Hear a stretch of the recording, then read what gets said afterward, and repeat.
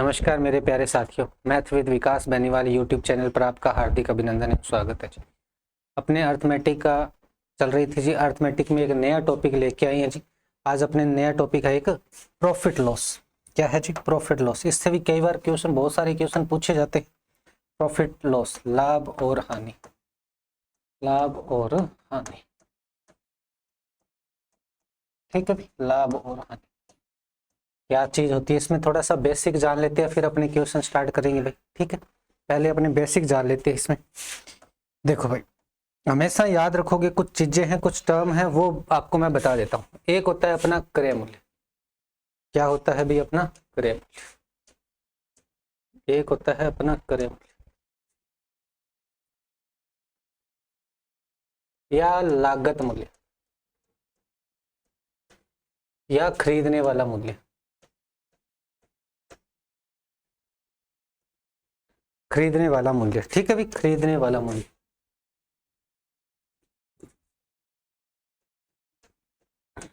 ठीक है, खरीदने वाला मूल्य क्या है? लागत मूल्य है, एक क्रय मूल्य है, खरीदने वाला मूल्य है। ये इसके एक ही नाम है भाई। ठीक है, इसे अपने खरीदने वाला मूल्य आ जाए या लागत मूल्य आ जाए या क्रय मूल्य आ जाए। ठीक है, इसी पे हमेशा प्रॉफिट और लॉस अपने क्या है निकालते हैं भाई। इसी पे इसकी गणना करते हैं, किसकी? प्रॉफिट और लॉस। परसेंटेज, लाभ प्रतिशत परसेंटेज निकालना हो तो अपने किस पे करेंगे? क्रय मूल्य, लागत मूल्य या खरीदने वाला मूल्य आते हैं, उन पे अपने ये निकालते हैं जी, लाभ और हानि प्रतिशत हमेशा। ठीक है, चलो दूसरी टर्म होती है अपनी भाई विक्रय मूल्य। इंग्लिश में इसे कॉस्ट प्राइस कहते हैं। कॉस्ट प्राइस कहते हैं। ठीक है, कॉस्ट प्राइस कहते हैं। एक दूसरा होता है विक्रय मूल्य, बाजार मूल्य या बेचने वाला मूल्य। ठीक है भाई, इसको बोलते हैं सेलिंग प्राइस या मार्केट मूल्य। मार्केट मूल्य, ठीक है, मार्केट प्राइस बोलते हैं। एक सेलिंग प्राइस, मार्केट मूल्य या मार्केट प्राइस इसको बोलते हैं। विक्रय मूल्य, बाजार मूल्य, बेचना। ठीक है, खरीदना, क्रय मूल्य, लागत मूल्य का मतलब होता है जो वस्तु अपने कहीं, भाई देखो अपनी खुद की फैक्ट्री है, अगर कोई चीज अपने बना रही है तो उस पे अपना कितना खर्चा लगा है, उसे बोलते हैं लागत मूल्य। या कोई इसे बोलते हैं विक्रय मूल्य। या फिर अपने क्या है, एक अपने फैक्ट्री से लेके आते हैं और अपने क्या है, एक दुकानदार है और दुकान में कुछ सामान फैक्ट्री से लेके आते हैं, उसमें अपना कुछ प्रॉफिट जोड़ के आगे बेचते हैं, तो खरीद कर ला रहे हैं तो अपना खरीदने वाला मूल्य क्या हो गया? क्रय मूल्य हो गया। ठीक है, अपना उसमें कुछ प्रॉफिट ऐड करेंगे, आगे बेचेंगे। या भाई कई बार ऐसा होता है कि वो अपने कोई स्टॉक ज्यादा ले आते हैं और क्या वो बिकने वाला नहीं होता, बिक नहीं पा रहा होता। ठीक है, ठीक है, उसमें अपने दिक्कतें हो रही है तो उसको अपने कुछ लॉस पे बेचना पड़ता है। ठीक है, तो भाई वो अपना जो वस्तु खरीद के लेके आए हैं वो भी अपना क्रय मूल्य होता है, खरीदने वाला मूल्य। उसमें कोई प्रॉफिट ऐड करके या कभी नुकसान में उसे आगे बेचना पड़ता है या आगे अपने बेचते हैं, तो अपना वो बेचने वाला मूल्य क्या होता है? सेलिंग प्राइस होता है। अगर अपने किसी से खरीद के लेके आ रहे हैं तो उस फैक्ट्री वाले का अपने खरीद के लेके आ रहे हैं तो वो अपना क्या है? उसका तो वो विक्रय मूल्य है और अपना क्या है? क्रय मूल्य है। अगर अपने दुकान से कोई खरीद के लेके आते हैं तो दुकानदार तो बेच रहा है तो उसका विक्रय मूल्य, अपने खरीद के लेके आ रहे हैं तो अपना क्रय मूल्य है भाई। ठीक है, सेलिंग, ये उसका सेलिंग प्राइस अपना क्या होता है? कॉस्ट प्राइस भी होता है, लागत मूल्य होता है, खरीदने वाला मूल्य होता है। अगर अपने बेचने के पर्पज से ला रहे हैं तो आगे अपने उसमें प्रॉफिट और लॉस कुछ ऐड करके अपने वो बेच देते हैं भाई। ठीक है, चलो सेलिंग प्राइस, बाजार मूल्य या बेचने वाला मूल्य। ठीक है, चलो अब रुपए के अंदर कभी वैल्यू निकालनी हो ना, रुपए के अंदर कितना लाभ या हानि हुई, तो हमेशा याद रखोगे कि भाई विक्रय मूल्य होता है सेलिंग प्राइस जो। ठीक है, विक्रय मूल्य जो अपना सेलिंग प्राइस है, उसका फॉर्मूला होता है जो अपने खरीद के लेके आए हैं, जो मूल्य पर अपने वस्तु को खरीद के लेके आए हैं, उसमें अगर मैं कुछ प्रॉफिट मिला दूं तो अपना मेरा सेलिंग प्राइस बनेगा, ये सेलिंग प्राइस विक्रय मूल्य बने। लाभ मिला रहा हूं, मेरे को फायदा हुआ है, मैं फायदे में बेचना चाहता हूं, तो क्रय मूल्य मान लो 100 रुपए की वस्तु लेके आया हूं, 20 रुपए इसमें ऐड करके मैं 120 में बेच रहा हूं, 120 में बेच रहा हूं। ठीक है, तो मेरा 20 रुपए फायदा हो रहा है, 100 रुपए की वो मेरी कॉस्ट थी उस वस्तु के ऊपर। ठीक है, एक बार कई बार क्या होता है कि वस्तुएं ज्यादा हो जाती है भाई, विक्रय मूल्य बराबर, कई बार वस्तुएं क्या होती है, ज्यादा हो जाती है मार्केट में, उस वस्तु की कोई मतलब डिमांड नहीं रहती भाई, तो अपने क्या है कई बार वो वस्तुएं नुकसान पर बेचनी पड़ती है, तो भाई उसमें से मैं कुछ कम करके बेच दूंगा, लुभाऊंगा भी। मैं आगे वाले ग्राहक को मैं बोलूंगा कि भाई चलो मैं इस पे तुझे मेरे 100 रुपए क्या है पर मैं 80 रुपए में इसको बेच दूंगा, या 5-6 कट्ठे बेच दूंगा भाई, ये 500 रुपए के पर चल तू 400 रुपए में ले जा, ठीक है। तो कई बार अपने नुकसान में भी बेचते हैं तो वो अपने हानि होती है। तो क्रय मूल्य में से अगर हानि माइनस कर दूंगा तो अपना विक्रय मूल्य था, क्यों से विक्रय मूल्य यहाँ क्या होगा, कम होगा, बेचने वाला मूल्य अपना क्या हो जाएगा, कम हो जाएगा, और खरीदने वाला मूल्य क्या हो जाता है, ज्यादा हो जाता है, तब अपने हानि होती है। इसको प्रतिस्थापित करते हैं, एक बार लाभ को इधर ले आएंगे तो विक्रय मूल्य में से क्रय मूल्य जाएगा तो उसे लाभ हो जाता है, ठीक है। ऐसे भी इसके अंदर अपने समझ सकते हैं, ठीक है। लाभ और हानि का एक फॉर्मूला भी अपने यहां से बना सकते हैं, लाभ और हानि, ये रुपए के अंदर वैल्यू निकाल रहा हूं, या अपने भाई परसेंटेज के अंदर भी निकालेंगे, तो लाभ और हानि प्रतिशत कैसे निकालेंगे वो भी अपने आगे करने वाले। देखो अगर मैं यहाँ लाभ की बात कर लेता कि भाई लाभ कितना हुआ है मेरे, तो ये क्या होगा, क्रय मूल्य उधर जाके माइनस हो जाएगा, विक्रय मूल्य माइनस क्या होगा, क्रय मूल्य। ये लो भाई, इस फॉर्मूले से अपने दोनों फॉर्मूले बन गए। क्रय मूल्य निकालना होगा तो लाभ उधर जाके माइनस हो जाएगा, तो क्रय मूल्य के बराबर क्या होगा, विक्रय मूल्य माइनस लाभ। यहाँ हानि निकालूंगा भाई, अब देखो ये हानि माइनस किया, इधर से उठा के उधर लेके जाऊंगा, तो यहाँ माइनस किया उधर जाके प्लस की हो जाएगी, और विक्रय मूल्य यहाँ प्लस का, इधर आके क्या होगा, माइनस का हो जाएगा। तो हानि के बराबर क्या होगा, ये क्रय मूल्य में से माइनस होगी, या अपने भाई कॉस्ट प्राइस में से अपना सेलिंग प्राइस क्या होगा, माइनस होगा, तब ये हानि होती है। इसमें अपनी क्या है, कॉस्ट प्राइस बड़ी होती है, इसमें अपनी सेलिंग प्राइस बड़ी होती है, बस ये चीज आपको ध्यान। लाभ और हानि हमेशा क्रय मूल्य पर ही काउंट की जाती है। अब बोलते हैं भी अपने लाभ प्रतिशत निकालना है, या फिर अपने क्या है, हानि प्रतिशत निकालना हो, या फिर अपने क्या हो, हानि प्रतिशत निकालना। प्रतिशत के अंदर काउंटिंग करनी हो, ये तो आ जाए 200 रुपए 150 रुपए कुछ भी आ जाए, तो अपने को कितना % लाभ या हानि हुई है, ये चीज अपने को निकालनी होती है। तो लाभ प्रतिशत निकालने के लिए अब ऊपर तो आएगा लाभ, परसेंटेज के अंदर वैल्यू निकाल रहे हैं तो भाई, और यहाँ आएगा मल्टीप्लाई में 100, प्रतिशत के लिए वैल्यू है अपने 100 से मल्टीप्लाई करते हैं और प्रतिशत का निशान लगाते हैं। यहाँ तो आएगी अपनी हानि, और मल्टीप्लाई कर दूंगा 100 और ये प्रतिशत का निशान।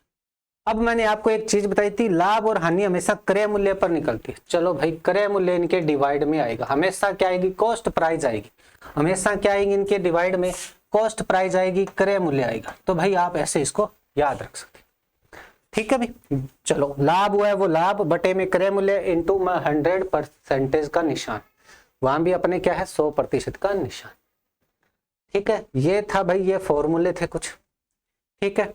चलो अब कई बार क्या है, परसेंटेज के अंदर वैल्यू दे दी जाती है, जैसे यहाँ 50% दे रखे, तो अपने क्या है, कॉस्ट प्राइस को भी मैं परसेंटेज के अंदर ही मानता हूं। परसेंटेज मानने का अर्थ है कि भाई जितना भी उसका मूल्य है वो मूल्य उस खर्चे का हमेशा 100% ही है।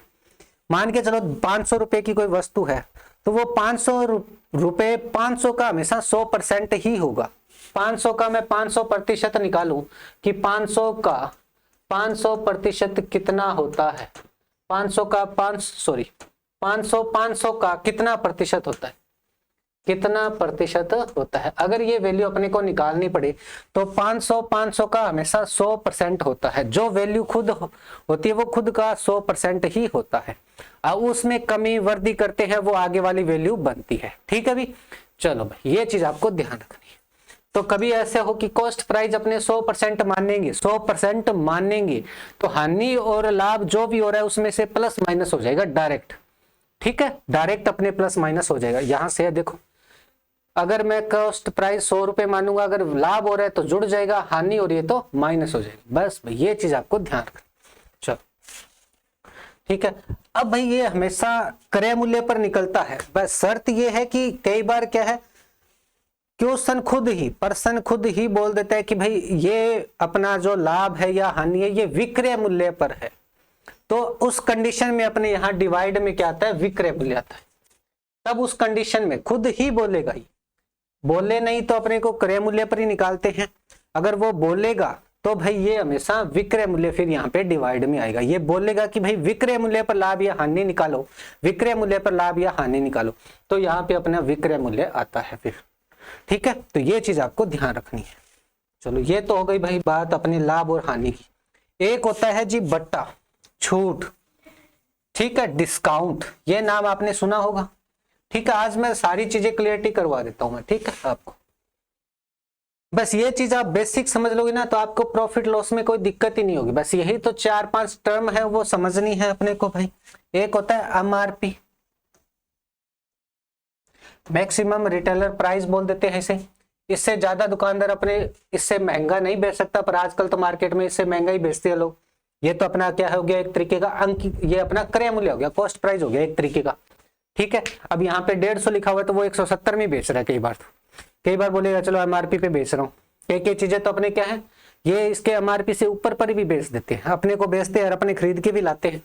ठीक, एमआरपी होता है अंकित मूल्य। अंकित मूल्य, अंकित का मूल्य होता है मतलब होता है उस पे अपने जो अपने जो जितनी कॉस्ट पड़ी उसके बाद अपने उसको बेचने के लिए एक रिसिप्ट लगा देते हैं कि भाई इस पे इतने पेमेंट अपने हाईएस्ट अपने बेच सकते हैं। ठीक है, तो अपने एमआरपी देखते हैं, वो उतनी की बनी थोड़ी होती है, वो तो एमआरपी उसने लगाया है दुकानदार ने, फैक्ट्री वाले ने। ठीक है, एमआरपी अंकित मूल्य। छूट और बट्टा, छूट और बट्टा, छूट हो गया या इसको डिस्काउंट भी बोलते हैं। ठीक है, डिस्काउंट भी बोलते, डिस्काउंट भी बोलते। ये देखो, ये हमेशा आपको समझ के एक बात देखो भाई, मैं एक एमआरपी की वस्तु है, 200 रुपए उस पे एमआरपी है। ठीक है, मैं एक ग्राहक को 200 रुपए में बेचूं से, एक मैं उस पे छूट दे रहा हूं। क्या दे रहा हूं भाई, छूट दे रहा हूं कि भाई चलो 10% मैं इस पे तेरे को छूट दे रहा हूं, तो इसको 180 रुपए में ले जा। तो मैं वहां 200 कमा रहा था, अब मैं 180 कमा रहा हूं। कितने का खुद को मैं नुकसान दे रहा हूं, 20 रुपए का नुकसान दे रहा हूं। तो हमेशा छूट और बट्टा माइनस के अंदर होती है। छूट और बट्टा क्या होती है, माइनस के अंदर होती है। नुकसान किसको है, दुकानदार को नुकसान हो रहा है। नुकसान तो नहीं हो रहा, पर एक तरीके से क्या है, जितना अगर वो एमआरपी बेचे तो उसको ज्यादा फायदा होता, और छूट पे उसे थोड़ा कम फायदा हो रहा है। ठीक है, तो छूट और बट्टा हमेशा माइनस के अंदर होता है, माइनस के अंदर होता है। तो कभी भी आपको क्या है, समतुल्य छूट या समतुल्य बट्टा निकालना पड़े तो आपको माइनस के अंदर छूट लेनी होती है। ठीक है, चलो, छूट और बट्टा या डिस्काउंट हमेशा अंकित मूल्य एमआरपी पर ही निकाला जाता है हमेशा। लाभ और हानि किस पे, क्रय मूल्य पर।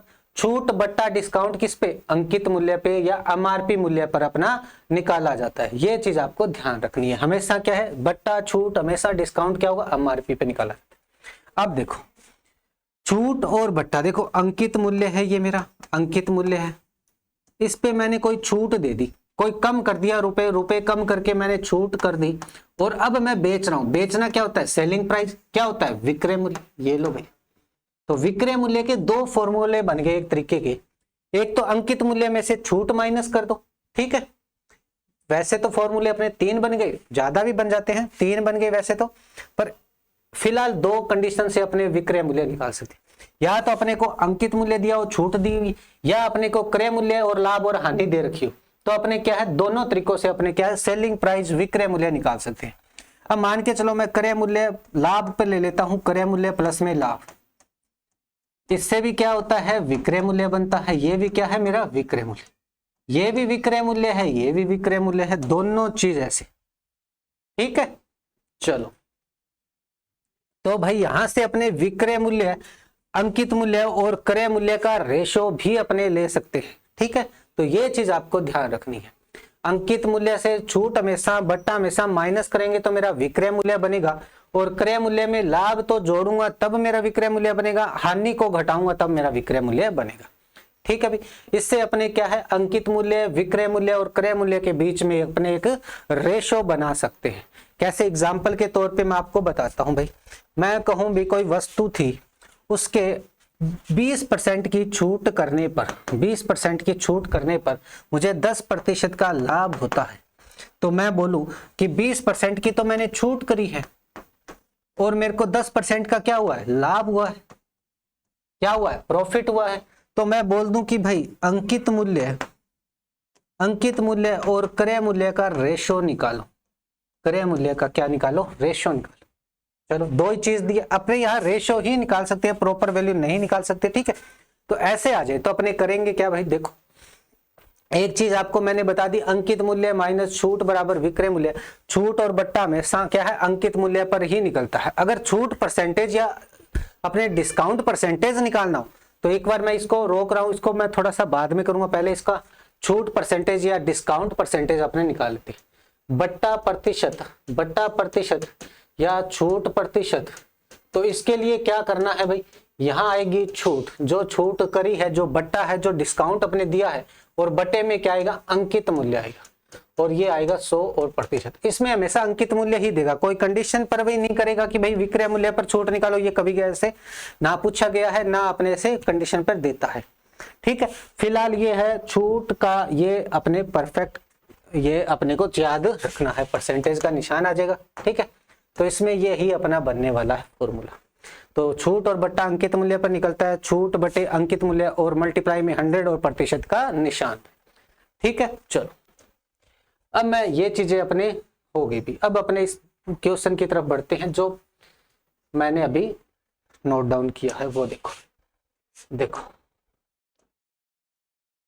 ये देखो भाई, पहले छूट दे रखी है तो मैं क्या किया भाई, अंकित मूल्य माना मैंने, कोई भी अंकित मूल्य होगा, देखो भाई अंकित मूल्य कोई भी होगा, मैं भी उस अंकित मूल्य चाहिए 500 रुपए है तो मैंने उसको 100% माना, अंकित मूल्य क्या है मेरा 100%।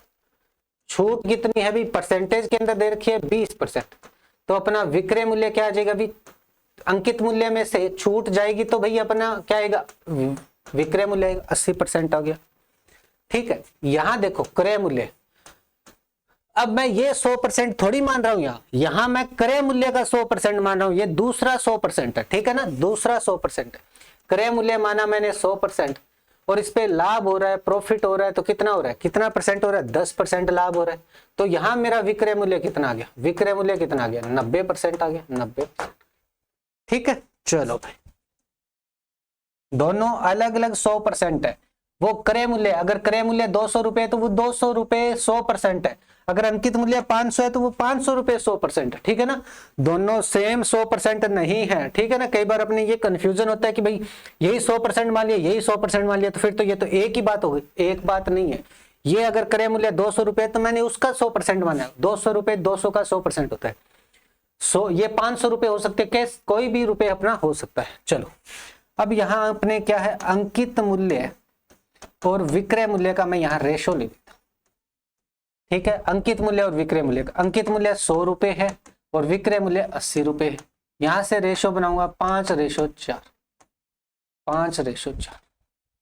यहां क्रय मूल्य और विक्रय मूल्य का रेशो बनाऊंगा तो मैं विक्रय मूल्य पहले लिख देता हूं और फिर क्रय मूल्य लिख देता हूं। क्रय मूल्य कितना है मेरा, 100 रुपए है, 110 इसमें फायदा हो रहा है, 10 रुपए का फायदा हो रहा है तो 100 इसमें जुड़ जाएगा, 10 इसमें जुड़ जाएगा, सॉरी, तो ये 11:10 हो गया। अब अपने को चाहिए कि भाई अंकित मूल्य और क्रय मूल्य के बीच में रेशो, तो देखो यहां वही वस्तु को बेचने पर विक्रय मूल्य बन रहा है, वही वस्तु का विक्रय मूल्य यहां है, एक ही वस्तु के दो अलग अलग विक्रय मूल्य थोड़ी होंगे, सेम विक्रय मूल्य होते हैं। तो अपने रेशो एंड प्रोपोर्शन में सीखा होगा भाई क्या है कि भाई A B C, A ratio B दे दे और बी रेशो सी दे दे, तो अपने A ratio B ratio C कैसे निकालते हैं, A ratio B ratio C कैसे निकालते हैं कि भाई बी कॉमन आ रहा है तो ए रेशो बी रेशो सी बना दो और जो भी रेशो है उसको क्या है उल्टा अन से मल्टीप्लाई कर दो। वही चीज अपने यहां करने वाले हैं भाई, ठीक है, वही चीज अपने यहां करने वाले हैं। चलो देखो भाई, ये मेरा अंकित मूल्य है, ये मेरा विक्रय मूल्य है और ये मेरा क्रय मूल्य है। अब जो मूल्य सेम है उसको बीच में ले लेंगे, तो विक्रय मूल्य सेम है तो विक्रय मूल्य को ले लेंगे, दोनों में विक्रय मूल्य ही सेम आ रहे हैं। चलो भाई, इसका अंकित मूल्य 5 है, इसका विक्रय मूल्य 4 है, यहाँ विक्रय मूल्य 11 है, इसका क्रय मूल्य क्या है 10। बस भाई ये ऐसे अपने मल्टीप्लाई कर देना, 11 5 55 हो गया, 11 चौके 44 हो गया और ये 40 हो गया। अगर ये कट रहा है तो इसको काट दो, अगर ये नहीं कट रहा है तो इसको ऐसे ही रख लो। अब ये तीनों का रेशो आ गया, अंकित मूल्य, विक्रय मूल्य और क्रय मूल्य का। कभी ऐसे बोल दे कि अंकित, विक्रय और क्रय मूल्य का रेशो निकालो, तो अपने ऐसे डायरेक्ट रेशो निकाल ली। अब इसने तो बोला कि अंकित मूल्य और क्रय मूल्य का रेशो निकालो, तो ये मेरा अंकित मूल्य है, ये मेरा क्रय मूल्य है। तो अंकित मूल्य प्लस में रेशो में क्रय मूल्य, अंकित मूल्य क्या है 55 है, क्रय मूल्य कितना है 40 है, 5 से ये कट रहा है, 11:8 आ जाएगा, 11:8 अपना आंसर बन जाएगा। तो ऐसे अपने इसको वैल्यू बना सकते हैं, ठीक है। ये मैंने आपको, ठीक है, ऐसे अपने इसका रेशो अपने निकाल सकते हैं, ठीक है। ये चीजें इतनी ध्यान में आ गई ना आपको, तो कोई दिक्कत नहीं, अपने कभी भी कोई दिक्कत होने वाली नहीं है, ठीक है। चलो, यहां परसेंटेज के अंदर वैल्यू दे रखी है, तो अपने 100% अंकित मूल्य और विक्रय मूल्य मानते हैं, तो इसमें डायरेक्ट जोड़ सकते हैं। वो फॉर्मूले कभी रुपए के अंदर वैल्यू दे रखी और परसेंटेज के अंदर बोले तब निकालने के वो फॉर्मूले हैं, ठीक है। डायरेक्ट अगर परसेंटेज में लाभ और हानि, छूट, बट्टा कुछ दे दे तो अपने को डायरेक्ट निकालना है। एक बार अपने कई बार ये आता है कि भाई, कई बार ये प्रश्न आता है कि समतुल्य बट्टा निकालना। क्या आता है भाई? समतुल्य बट्टा निकाल, समतुल्य बट्टा निकाल, ठीक है। समतुल्य बट्टा निकालना, हमेशा मैंने क्या कहा कि बट्टा हमेशा क्या होता है, माइनस के अंदर होता है, माइनस के अंदर होता है। एक चीज और बताता हूं मैं आपको, देखो भाई, माइनस और माइनस की संख्या का अगर मैं मल्टीप्लाई करूं तो हमेशा प्लस की वैल्यू बनती है। अगर मैं प्लस और प्लस की वैल्यू का मल्टीप्लाई करूं तो प्लस की में बनती है। मेरे कहने का मतलब है, दो एक जैसे निशान की संख्याओं का अगर मल्टीप्लाई करूंगा तो हमेशा प्लस के अंदर वैल्यू बनेगी। चाहे दोनों माइनस की संख्या का मल्टीप्लाई कर लो, चाहे दोनों प्लस की संख्या का मल्टीप्लाई कर लो, हमेशा प्लस के अंदर बनेगी। एक प्लस और एक माइनस की संख्या का मल्टीप्लाई करूं तो हमेशा माइनस की वैल्यू बनेगी। एक प्लस और एक माइनस की संख्या का मल्टीप्लाई करूं तो हमेशा माइनस की वैल्यू बनेगी, ठीक है। विपरीत निशान वाले का क्या है, माइनस की वैल्यू बनेगी, ठीक है। अब हमेशा आप याद ऐसे भी रख सकते हो कि माइनस माइनस संख्या का मल्टीप्लाई करूंगा तो भाई प्लस की बनेगी, प्लस प्लस का मल्टीप्लाई करूंगा तो भी प्लस बनेगी। विपरीत निशान होता है तो माइनस बनेगा, या विपरीत निशान में घटते हैं ये जुड़ते हैं, ये जुड़ते हैं, ऐसे भी आप याद रख सकते हो कि एक जैसे निशान वाले संख्या हमेशा जुड़ती है, ठीक है। समतुल्य बट्टा निकालने का फॉर्मूला देखो, क्योंकि बट्टा हमेशा माइनस के अंदर होता है तो माइनस की ए वैल्यू होगी, माइनस की बी वैल्यू होगी, और यहां दोनों का मल्टीप्लाई होगा तो प्लस बन जाएगा। ये ए और बी का मल्टीप्लाई डिवाइड बाई 100,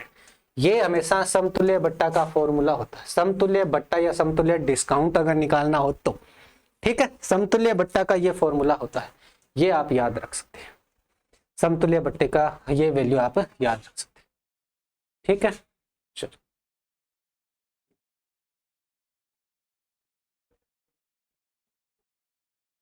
ठीक है भी, चलो, ये चीज आपको ध्यान रखनी है, ये चीज आपको ध्यान रखनी है। समतुल्य बट्टे की वैल्यू बात हो गई अपने पास। अब बात करते हैं इस क्वेश्चन के ऊपर। अब देखो ये क्वेश्चन क्या बोल रहा है, दोनों टाइम में। अब देखो ये फॉर्मूला अपने क्या है, दो मूल्य में वृद्धि हो रही है ना, पहले वाले मूल्य में वृद्धि हुई, फिर दूसरे वाले में मूल्य में वृद्धि हुई, तो भी ये फॉर्मूला अपने निकाल सकते हैं ओवरऑल वृद्धि निकालने के लिए। ओवरऑल वृद्धि निकालने के लिए, ओवरऑल अपने को वृद्धि निकालने या समतुल्य निकालने का फॉर्मूला भी अपने क्या है, अगर वृद्धि है दोनों में तो भाई ये फॉर्मूला अपने लग जाएगा कि पहले भी 50% की वृद्धि है, फिर 20% की वृद्धि है। एक ही वस्तु के अंदर, एक ही वस्तु के रेट के अंदर 50% की वृद्धि हो रही है। देखो रवि के वेतन में 50% की वृद्धि की गई, कुछ समय बाद उसके नए वेतन में भी, नए वेतन जो वृद्धि होके नया वेतन आया उसमें भी 50% की वृद्धि की गई है, तो उसके वेतन का लाभ प्रतिशत ज्ञात कीजिए। तो ओवरऑल प्रॉफिट कितना हुआ है, उसको ओवरऑल प्रॉफिट कितना हुआ, तो ओवरऑल वृद्धि या ओवरऑल प्रॉफिट निकालना हो तो ऐसे अपने निकाल लेंगे। अब देखो रेट में पहले अगर वो मैं 100% मानू, फिर इसमें 50% की वृद्धि हो तो ये 150 रुपए बन गया। अब 150 रुपए में 50% की वृद्धि और होगी, तो इसका 50% की वृद्धि करूंगा तो कितना होता है इसका 50%, 75 होता है। 75 इसमें मैं जोड़ूंगा तो ये 5, फिर ये 12 और ये 225 रुपए हो गया। अब यहां तक 225 रुपए हो गया भाई, ठीक है। 100 रुपए से चला था, 225 रुपए हो गया प्रॉफिट, बेचते बेचते मेरे को 225 में मैंने उसको बेच दी। 100 रुपए मेरी लागत थी, 225 में उसे बेच दिया, मेरे को फायदा कितने रुपए का हो गया, 225 में से 100 माइनस कर दूंगा तो कितना हो गया 125 रुपए का, इससे भी अपने निकाल लेंगे। तो देखो दोनों ही वर्दी वर्दी है तो 50 प्लस की संख्या है, फिर 50 प्लस की संख्या है, दोनों का मल्टीप्लाई 2500 बनेगा, 50 इंटू 50 2500 डिवाइड बाई 100। ये हमेशा परसेंटेज के अंदर वैल्यू बनेगी। 100 हो गया और प्लस में 25 हो गया तो ये 125% का क्या हो जाएगा प्रॉफिट हो जाएगा। मुझे ओवरऑल प्रॉफिट कितना हो जाएगा, ओवरऑल वर्दी या ओवरऑल प्रॉफिट कितना हो जाएगा 125% का हो जाएगा। ये लो भाई 125%। ठीक है, क्लियर है। ये तो परसेंटेज के अंदर था। हमेशा याद रखोगे एक चीज कि 100 पे अपने कितना भी वैल्यू हो वो उतना ही परसेंट अपने लाभ होता है। मान के चलो 100 पे मैं बोलूं 100 रुपए की वस्तु को मैंने 150 में बेच दिया, अंतर कितना है 50 का, 50% मेरा लाभ हो गया।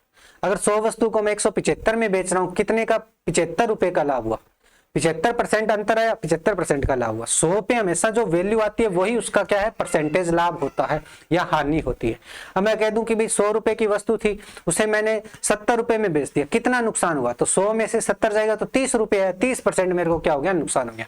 तो हमेशा 100 रुपए पे वो ही वैल्यू बनती है, अलग अलग वैल्यू आएगी तो उसके हिसाब से फिर अलग अलग अपने को कैलकुलेट करना पड़ता है। वो परसेंटेज अपने निकालेंगे उस फॉर्मूले से जो अपने स्टार्ट में सीखे हमें। ठीक है, ये चीज आपको समझ में आई क्या भाई?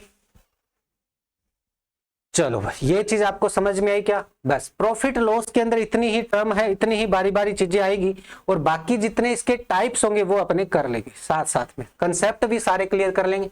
चलो भाई, एक दुकानदार अपने क्रय मूल्य से 20% अधिक अंकित करता है। अब भाई दुकानदार था वो भाई अपने जो भी वस्तु जितने की वो लागत पड़ी, वो मान के चलो वो 100 रुपए की वो वस्तु पड़ी, 100% की वस्तु पड़ी या 100 रुपए की वस्तु पड़ी और उस पे कितना अंकित कर दिया इसने 20% फालतू इस पे अंकित कर दिया कि भाई मेरे को एमआरपी इस पे लगा दिया 120। अब यदि वह 30% की छूट देता है, छूट किस पे देगा इस एमआरपी पे, एमआरपी तो ये है, एमआरपी पे छूट देगा, ये तो अपना कॉस्ट प्राइस है, ये तो अपना कॉस्ट प्राइस है। ठीक है, एमआरपी पे छूट देगा कितना परसेंट, 30% छूट दे रहा है तो उसका विक्रय मूल्य कैसे आएगा? तो देखो भाई 120 का पहले मैं 30% निकालूं फिर उसमें से माइनस करूं, इसकी बजाय मैं इसका 120 का सीधा मैं 70% ही निकाल लेता हूं भाई। ये लो भाई 12 7 84%, क्योंकि ये सारी चीजें प्रतिशत के अंदर ही चल रही है। ये 100% लिया, इसका 20% फालतू हुआ तो 120 जुड़ गया। अब इसमें क्या है, ये 120 का मैं 70% 84% बनेगा। अब भाई मेरा सेलिंग प्राइस है, ये क्या है मेरा सेलिंग प्राइस है, बिकने वाला मूल्य है, ये मेरा 84 रुपीज आया है। तो हानि प्रतिशत निकालना है तो मैंने क्या बताया था 100 के ऊपर निकालूंगा। देखो वस्तु कितनी थी, लागत तो मेरे 100 रुपए की थी और बेची मैंने कितने पे 84 रुपए में बेची है, तो मेरे को नुकसान हुआ है कितने का 16 का। अब मैंने कहा था कि भाई 100 पे जितनी भी वैल्यू इनका अंतर है उतना ही परसेंट होता है, तो 16% मेरा नुकसान हो जाएगा। अगर निकालना हो तो कैसे निकालेंगे भाई, अंतर कितना है 16 का, हानि कितनी है 16 की, डिवाइड में क्या आता है क्रय मूल्य कितना है 100 और प्रतिशत के लिए 100 से मल्टीप्लाई और प्रतिशत का निशान, तो ये 100 से 100 कैंसिल होता है तो 100% अपनी वैल्यू बन जाएगी कि 16% मेरे को क्या हुआ है नुकसान हुआ है, 16% मेरे को नुकसान हुआ है। ठीक है, आगे वाला देखते हैं। एक व्यक्ति को 144 रुपए में एक वस्तु बेचने पर 28% की हानि होती है। यदि वह 288 रुपए में बेचता तो उसको लाभ प्रतिशत, ये लाभ हानि प्रतिशत कितना होगा ये अपने को निकालना है। ठीक है भाई, चलो ये अब बेच रहा है 144 रुपए में, ठीक है, तो उसको 28% की हानि होती है। ठीक है, तो मेरा सेलिंग प्राइस कितना दे रखा है भाई 144 दे रखा है। दूसरा सेलिंग प्राइस और दे रखा है, दूसरा सेलिंग प्राइस कितना दे रखा है, दूसरा सेलिंग प्राइस अपने को दे रखा है 288। अब बोल रहा है कि कितना परसेंट मेरे को लाभ या हानि होगी, ये चीज अपने को बतानी है। ठीक है, तो मैं भाई यहाँ पे अपने कॉस्ट प्राइस यहाँ भी कोई निकलेगा इस रुपए के हिसाब से, तो मैं मान लेता हूँ 100% मेरा कॉस्ट प्राइस है, 100% कॉस्ट प्राइस है, 28% का नुकसान हुआ तो ये 72% की वैल्यू, ऐसे बोल सकता हूं परसेंटेज के अंदर वैल्यू निकालनी है। ठीक है, परसेंटेज के अंदर वैल्यू निकालनी है। एक चीज मैं बताऊं, 5 रुपए की मान के चलो ऐसे नहीं, मैं बोलूं कि 5 वस्तु है और 30 रुपए की है। कितने रुपए की है 30 रुपए की है। अगर मैं बोल दूं 30 रुपए की है, ठीक है 30 रुपए की है, तो मैं बोलूं यहाँ पे 70 रुपए की कितनी वस्तु आएगी, 70 रुपए की कितनी वस्तु आएगी। तो देखो भाई अपने क्या है, एक वस्तु का मूल्य निकाल ले, फिर इसमें भाग लगा दे, एक वस्तु का मूल्य निकालूंगा, एक वस्तु का मूल्य निकालूंगा तो 6 रुपए हो गया। यहां पे मान के चलो अपने 120 रुपए कर लेते, 120। एक वस्तु का मूल्य 6 रुपए, वस्तुओं की संख्या निकालूंगा तो भाई 6 का भाग लगाऊंगा, कितनी आ जाएगी, 20 वस्तु आ जाएगी। तो वही चीज करूंगा कि भाई 72% है 144 रुपए का। अब भाई अपने को परसेंटेज निकालना है, ठीक है। तो भाई निकालने के देखो तरीके तो वही हैं, सारी चीजें मैं डायरेक्ट आपको करना बता रहा हूं भाई, ठीक है। 72% की वैल्यू कितनी है, कॉस्ट प्राइस अपना सेलिंग प्राइस है 144 रुपए, ठीक है। या मैं इसको लिख सकता हूं क्या भाई 144 रुपए की वैल्यू है 72%, 72%। आगे अपने परसेंटेज के अंदर वैल्यू निकाल लेंगे डायरेक्ट। 1 रुपए के अंदर कितनी वैल्यू आएगी, 1 रुपए के अंदर आएगी 72 डिवाइड बाई 144। तो मेरे को 288 रुपए की वैल्यू चाहिए, तो 288 से क्या कर दूंगा, मल्टीप्लाई कर। ये देखो भाई 2 पे गया, 2 को मल्टीप्लाई करूंगा 14, 4 और 14, 144 रुपए, 144% आ गए। बेची कितनी थी, 100% का मूल्य था, 144% बन रहा है 288 की वैल्यू, तो कितना प्रॉफिट हुआ, 44% का प्रॉफिट हुआ भाई। ये आपको समझ में नहीं आया है तो मैं दोबारा बताता हूं। देखो चलो भाई कैसे, देखो यहां से अपने कॉस्ट प्राइस भी निकाल सकते हैं, डायरेक्ट मैंने निकालना बताया था भाई, ठीक है। या ऐसे कर लो 1% की वैल्यू कितनी आ गई, 72% की वैल्यू क्या है 144, 1% की वैल्यू क्या आ जाएगी 144 बटे 72 बराबर आएगा 2 रुपए, 2 रुपए। यहां वैल्यू निकाल लूंगा भाई, कितने रुपए का हो गया, 200 रुपए का हो गया, कितने का 200 रुपए, 200 रुपए हो गया मेरा कॉस्ट प्राइस। यहां कितना है 288 रुपए है, कितने का प्रॉफिट हो गया, प्रॉफिट कितने हो गया 288 माइनस 200 बराबर कितना हो गया 88 रुपए।